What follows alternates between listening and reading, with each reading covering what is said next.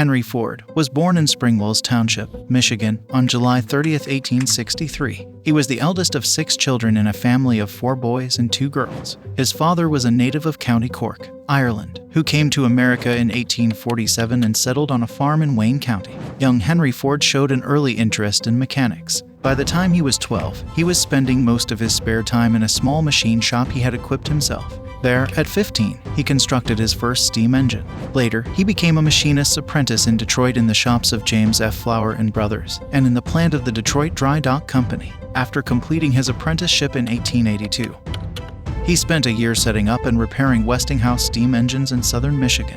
On April 11, 1888, Henry married Clara Jane Bryant of Greenfield.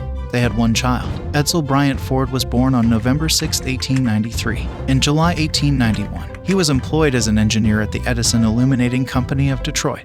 He became chief engineer on November 6, 1893. Thomas Edison would become a lifelong mentor and friend to Henry Ford. Henry Ford's career as a builder of automobiles dated from the winter of 1893, when his interest in internal combustion engines led him to construct a small 1-cylinder gasoline model.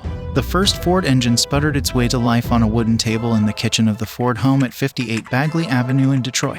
A later version of that engine powered his first automobile, which was essentially a frame fitted with 4 bicycle wheels. This first Ford car, the quadricycle, was completed in June 1896. On August 19, 1899, he resigned from the Edison Illuminating Company and, with others, organized the Detroit Automobile Company, which went into bankruptcy about 18 months later. Meanwhile, Henry Ford designed and built several racing cars. In one of them, called Sweepstakes, he defeated Alexander Winton on a track in Grosse Pointe, Michigan on October 10, 1901. 1 month later, Henry Ford founded his second automobile venture, the Henry Ford Company. He would leave that enterprise, which would become the Cadillac Motor Car Company, in early 1902. In another of his racing cars, the 999, he established a world record for the mile, covering the distance in 39.4 seconds on January 12, 1904 on the winter ice of Lake St. Clair.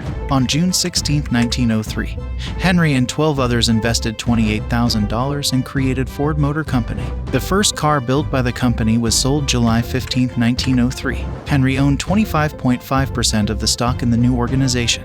He became president and controlling owner in 1906. A month after the Ford Motor Company was established, the first Ford car, the 2-cylinder, 8-horsepower Model A, was assembled at a plant on Mack Avenue in Detroit. At the time, only a few cars were assembled per day, and groups of 2 or 3 workers built them by hand from parts that were ordered from other companies.